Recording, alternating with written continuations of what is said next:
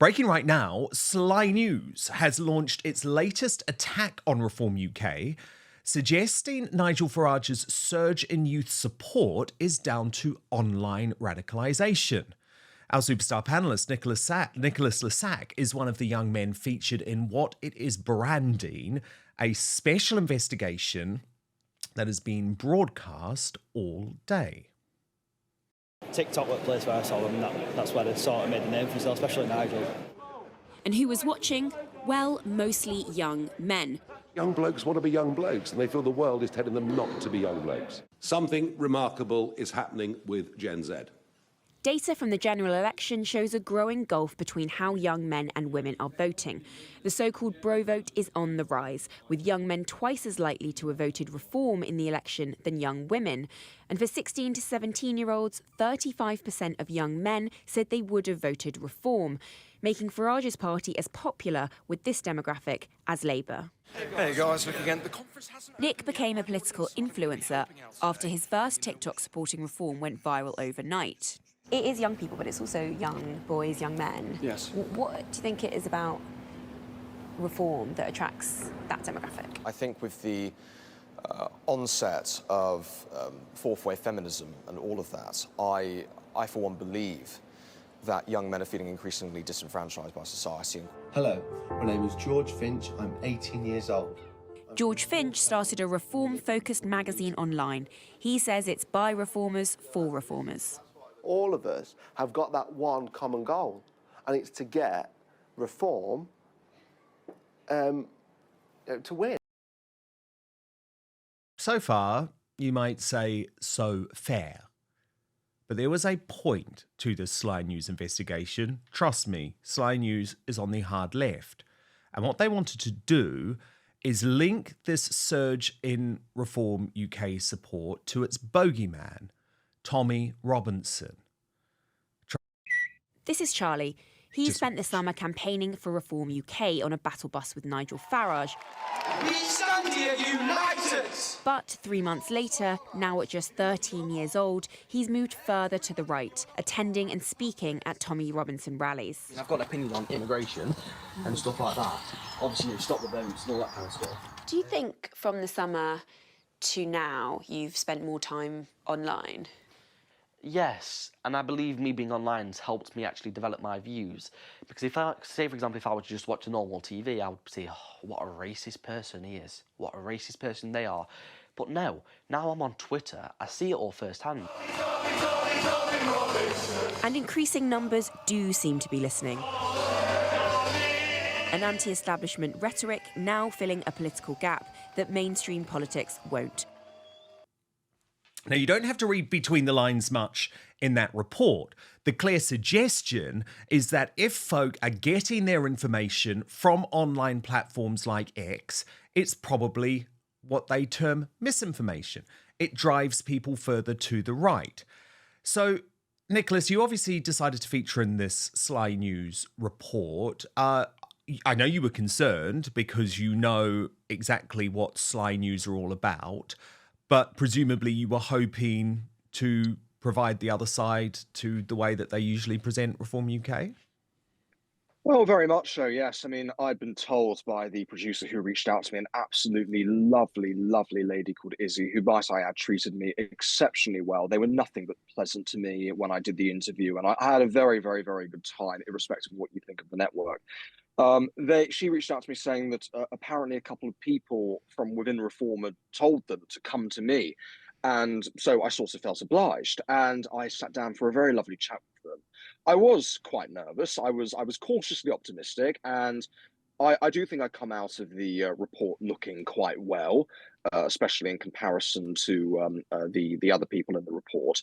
But overall, I think, I understand what they're trying to do there. In fact, the whole point I make about fourth wave feminism was actually only a really tiny aspect of what I said. In fact, primarily, I pointed out the fact that young men, often from disadvantaged backgrounds, feel like the political establishment has betrayed them effectively, sold them down the river to globalist multinational corporations and free trade agreements, So I do somewhat question their sort of decision to simply, include my bit about fourth wave feminism, because that was only a tiny, tiny, tiny element of what I actually spoke about. As I just said, I spoke more about the fact that many communities over the last 40 years, especially since the late 90s, early 2000s, have really been left behind by the globalist political establishment in Westminster. And that's why, in my view, we're seeing a lurch to the right amongst young people and an increase in support for reform. So I do wonder why they didn't bother to include that bit. Though, overall, I am quite satisfied with the documentary. However, I understand the point that you're making. And I may as well just clarify, I have absolutely zero association to Tommy Robinson. I never have, nor will I ever. So I think in the case of Charlie, that was a unique case, because there certainly isn't a reformed Tommy Robinson pipeline. At least I haven't seen that. I mean, as we're well aware, the party is disassociated from Mr. Well, I mean, they never associated in the slightest, but, they've made it abundantly clear that Tommy Robinson, is sort of persona non grata at reform. So, but Suzanne really Evans, do you think that's the right thing? Because you have that young guy, Charlie, going on a Tommy Robinson march, and as a result, he's expunged from Reform UK. Now, there was no trouble at those marches whatsoever. It was full of patriots.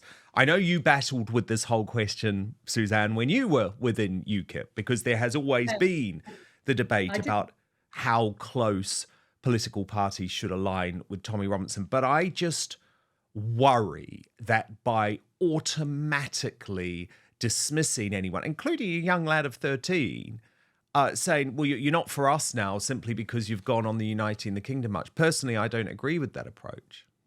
Well, I have to correct you, Dan. I didn't battle with the whole issue of Tommy Robinson and UKIP. I was very clear where I stood. And the moment that Gerald Batten became leader and decided he wanted to associate with Tommy Robinson, that's when I left UKIP. And Nigel Farage left, I think, a few days later. So I'm afraid I do disagree with you on this. I'm totally in Nicholas's camp on this. I think Tommy Robinson is pretty much beyond the pale, really. I'm not saying he isn't always right. Even a broken clock can be right twice a day. But I don't think reform should be associating with him. I think they've absolutely made the right decision here. And I appreciate what you're saying about a young man doing something when they're young. And I think, there's always room for forgiveness and change further down the line. But reform is in a very difficult position here. Whether they like it or not, they're going to be tarred as being far right. We know that's not true, but that's the way it is. The reality is that's how they're going to be smeared. And so I'm afraid they have to counter that in every way they possibly can. We know what the media agenda is, but if you want to keep your reputation up to a certain point, and only up to a certain point, you have to play along with it and certainly not give them any ammunition. Well, I think this is where I do disagree with both of you, actually, because I would argue that the way that Donald Trump changed the system in the US, and he took control of the Republican Party, and it's a bit like the Conservatives over here. Remember, they didn't want him.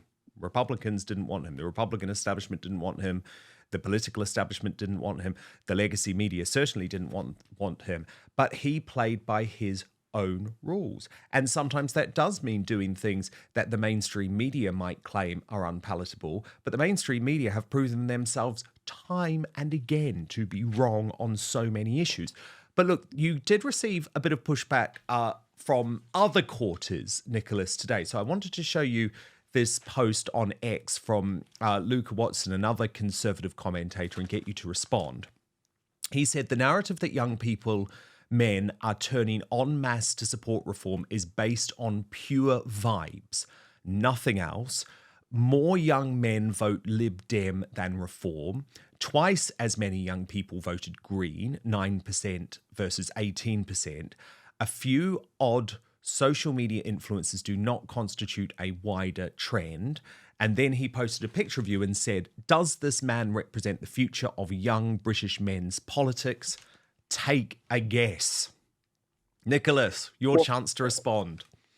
Well, firstly, I didn't know it was a problem to dress up for Halloween, and I don't really understand why he's got such an issue with the movie Top Gun, though it seems a lot of people on both the hard left and the right absolutely hate the fact I decided to dress up as Maverick. But what Luca really, really, really fails to acknowledge is the fact that that poll in particular, at least those statistics, show 18 to 24-year-olds. Now, if we look back at the election, we see a lot of under 16s, a lot of 16-year-olds, a lot of people who are under 16 who are going to vote for Reform UK once they come of age. So I think to claim that only 12% of them and that more people, more young people, are invariably always going to vote for the Lib Dems or the Greens is quite frankly ridiculous, especially considering how we have 5 years. There are so many young people in this country who are quite frankly sick and tired of establishment status quo politics. And we've seen that. I think it was something like 25-30% of under 16s would vote for Reform UK. So you know what? In 5 years' time,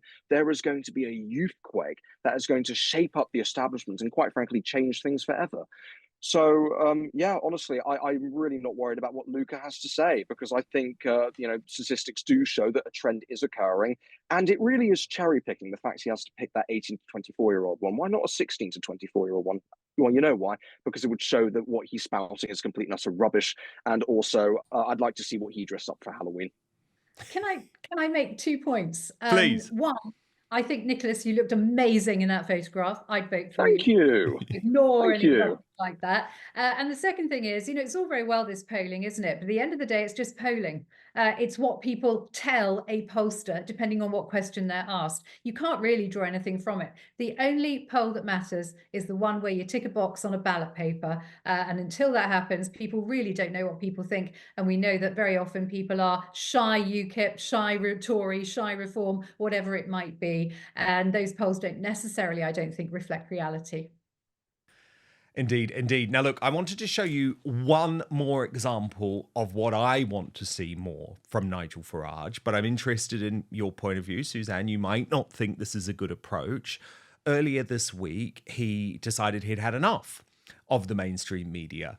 And this is what happened when Sly News continued to harass him about a conviction that Reform UK MP James McMurdoch received, I think it was 20 years ago, something he has apologised for unreservedly, served his time, but Sly News decided it was the most important story of the day. So watch how Nigel responded. But first, we've been told our whole lives that wrinkle creams were the easiest way to look younger. Now one doctor says that's nothing but old news. According to Dr. John Lake, the world-renowned Beverly Hills beauty expert, most wrinkle fixes on the market are nothing but glorified moisturisers. They hardly make a dent on your appearance, and some can even be harmful to your skin, he said. Recently, Dr. Lake has focused his attention away from mainstream cosmetic practices. Why? So he can pursue a revolutionary anti-aging breakthrough, one that some experts say could empty the wallets of the cosmetic industry. It's almost like Photoshop for your face. You may even be mad after seeing how easy it is to visibly erase your wrinkles from view, Lake told reporters. His personal clients have dubbed his new do-it-yourself technique the age rewinder method because it can take years or even decades off your appearance in under 2 minutes. In light of this amazing breakthrough, Dr. Lake has released a step-by-step video to the public, free and uninterrupted, where he outlines exactly how to use this simple solution from home. If this helps even one person look younger or feel more confident, I'll be thrilled knowing I helped, Dr. Lake commented. The video has since gone viral. At first, it was shared by users on Facebook, but since then, it's racked up over 2.3 million views. So far, the comments and feedback have been outstanding, with thousands of women reporting they look decades younger. One viewer even commented, "Best results of anything I've used. I can't believe how well this works. I'll never stop using this. I don't understand how it works, but the results are great. Thank you." So you can find out more about this yourself right now. Go to bhmd1/outspoken or click on the link in the description box below. That's bhmd1.com/outspoken. But there is one thing Dr. Lake asks from his viewers. If watching this video helps you look and feel younger than you have in years, then please share this video with your friends and loved ones. Together, we have the power to help as many women reclaim a youthful look as possible. So go watch the video. bhmd1.com/outspoken right now, or just click on the link in the description box below. But now, back to the show. Involves being honest, though. Are you not concerned that he lied about what he did? Did he? He wasn't vetted. It wasn't vetted. James McMurdoch was one of those many candidates who wasn't vetted at all by the party. Look, I didn't know any of this when I took back over as leader. So you said you're going to put in place the most vigorous vetting system in place now. Do you think James McMurdoch would not go through this new vetting system? You can have your fun at Sky News. We've got 100,000 members. I've got 1 million followers on TikTok. Dame Andrea Jenkins has just joined us. She's our candidate for Greater Lincolnshire. You've had your fun. I'm off for lunch. Thank you. See, Suzanne, this is what I'm talking about. I would actually like to see more of that from Nigel. Don't play their games. Follow the Trumpian playbook. Do you disagree? Yeah, I think there are very, very few occasions when you can walk out of a media interview. But I think on that occasion, Nigel was probably right to do so. The problem is, and I'm afraid this does throw up a massive issue in reform, Brexit Party before it, UKIP before that. Vetting of candidates is appalling. It really is truly appalling, and it's got to change. Nicholas, what did you think about Nigel storming out? Well, I thought it was quite powerful, and it harkens back to when, I believe, 20 or so, about 30 years ago, Trump stormed out of a CNN interview in the 1990s, which shows he's never changed, and he never will. And you know what? Honestly, I think it is important that he shows the media that he's really not willing to play their games when they bring up stuff that's quite frankly ludicrous. I mean, you know, I've been accused of not stopping this from happening. Well, I was 4 years old when this happened. I don't really see how I could stop, you know, this MP from doing anything. But you know what? It was 20 years ago. He's apologized profusely. James McMurdoch is such a lovely, genuinely kind person. He has been nothing but charming towards me. And you know what? I'm willing to overlook that because, you know, he's been such a great MP for the people of Thurrock. And that shows in the polling that demonstrates that he, if the election was held today, he won by what, 98 votes? Well, now he'd win by around 3,000. And I think that just shows the power of reform. And that's why they're so desperate to tar him for what's effectively ancient history, because they do not want reform in Parliament causing trouble for the establishment. Well, yeah, you know what, and can I just say, Keir Starmer decided to make the Transport Secretary, or at least the former Transport Secretary, knowing full well that she had a conviction for fraud that had been covered up from the public. So there is a discussion to be had about whether people can move on from their lives. I would just argue, as long as you're transparent about it, then absolutely. Thank you so much for watching Dan Wootton Outspoken. Please click on my face just to the bottom left to subscribe to this brand new independent news source and turn on the notification bell so you'll be alerted to our brand new live shows, uncancelled interviews, and special royal episodes.